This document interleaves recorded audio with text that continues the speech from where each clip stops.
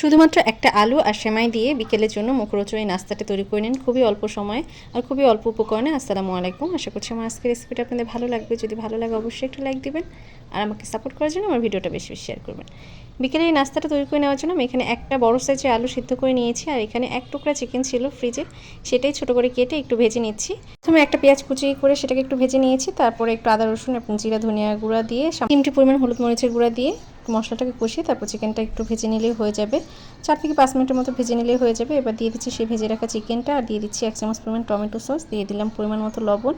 এরপর দিয়ে দিচ্ছি একটা ভাজা মশলা, আমি এখানে গরম মশলা, শুকনো মরিচ, জিরা একসাথে শুকনো তাওয়া টেলে সেটাকে গুঁড়ো করে দিয়ে দিচ্ছি। আপনারা চাইলে একটা ম্যাগি মশলাও দিয়ে দিতে পারেন। এরপর দিয়ে দিচ্ছি 1 চামচ পরিমাণ ময়দা। এবার এই সব কিছু একসাথে হাতের সাহায্যে খুব ভালোভাবে মিশিয়ে নেব। যখন মিশিয়ে নেওয়া হয়ে যাবে সেটা অন্য আরেকটা ট্রেতে নিয়ে নিচ্ছি। এরপর হাতের সাহায্যে লম্বা একটা শেপ দিয়ে নিচ্ছি আর এই কাজটা আমি কীভাবে করে নিচ্ছি সেটা আপনারা দেখেই বুঝতে পারবেন।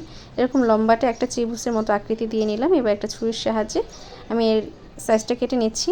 এভাবে ছুরির সাহায্যে আগে থেকে কেটে নিলে প্রত্যেকটা নাস্তা একই সমান হবে। এবার আঙুলের সাহায্যে এভাবে নাস্তা শেপটা দিয়ে নিচ্ছি আর এই কাজটা আমি কীভাবে করে নিচ্ছি সেটা আপনারা দেখলেই বুঝতে পারবেন। যেহেতু চিকেন ছিল তাই খুব সুন্দরভাবে কেটে নেওয়া যায়নি, একটু এবড়ো থেবড়ো হয়ে গেছিলো, তাই হাতের সাহায্যে সুন্দর করে ডিজাইনটা করে নিলাম। এবার নাস্তাটাকে কোট করে নেওয়ার জন্য আমি এখানে 1/4 কাপ পরিমাণ ময়দা নিয়ে নিয়েছি আর নিয়েছি পরিমাণ মতো লবণ আর যে ভাজা মশলাটা ছিল সেটা দিয়ে সামান্য পরিমাণ পানি দিয়ে পাতলা একটা ব্যাটার তৈরি করে নিচ্ছি।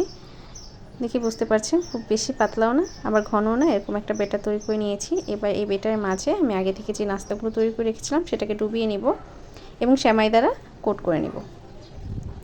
এবার এক এক করে নাস্তাগুলো এর মাঝে দিয়ে দিচ্ছি এবং একটা কাঁটা চামচের সাহায্যে উল্টে পাল্টে ডুবিয়ে নিচ্ছি খুব ভালোভাবে। ব্যাটারটা এর গায়ে মাখিয়ে নিচ্ছি। এরপর একটা কাঁটা চামচের সাহায্যে তুলে সেমাইয়ের মাঝে গড়িয়ে নিচ্ছি। খুবই সহজে এই কাজটা করে নিতে পারবেন। এই একই পদ্ধতিতে আমি সমস্ত নাস্তাগুলো কোট করে নেব। এই নাস্তাগুলো বানানো যেমন সহজ তেমনি খেতেও ভীষণ ভালো লাগে। উপরে সেমাই লেয়ারটা যখন আপনি ভেজে নেবে তখন এত বেশি ক্রিস্পি হবে আর ভেতরটা সফট, খেতে ভীষণ ভালো লাগে। বাচ্চা থেকে বড় সবাই খুব মজা করে খাবে। বাসায় একবার হলো ট্রাই করবেন। এই একই পদ্ধতিতে আমি সমস্ত নাস্তাগুলো তৈরি করে নিয়েছি। এবার এগুলোকে ভেজে নেওয়ার পালা।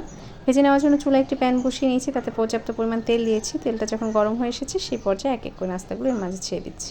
চুলা আঁচটা মিডিয়ামে রেখে উল্টে পাল্টে সময় নিয়ে ভেজে নেব। যেহেতু সেমাই খুব চুলা আঁচটা বাড়িয়ে দিলে দ্রুত একটা কালার চলে আসবে, সেক্ষেত্রে পুড়ে তিতা হয়ে যাবে, খেতে ভালো লাগবে না। তো চুলা আঁচটা মিডিয়ামে রেখে একটু সময় নিয়ে উল্টে পাল্টে খুব সুন্দর করে দুইটা পাশে ভেজে নিচ্ছি। যখন খুব সুন্দর একটা কালার চলে আসবে সেই পর্যায়ে তেল ছড়িয়ে তুলে নেব। আর দ্বিতীয় বেসটাও আমি একই পদ্ধতিতে ভেজে নেব। সমস্ত নাস্তাগুলো ভেজে নেওয়া হয়ে গেলে একটা সার্ভিং প্লেটে সার্ভ করে নেব।